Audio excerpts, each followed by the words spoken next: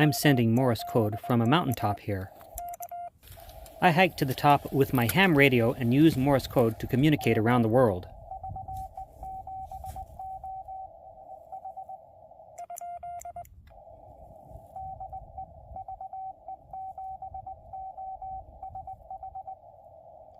This person, Amrit, is in Canada.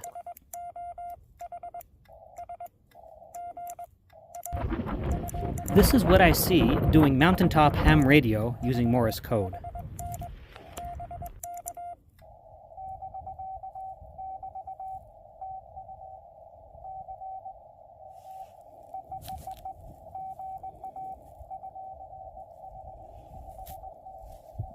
This activity is a niche in ham radio called Summits on the Air.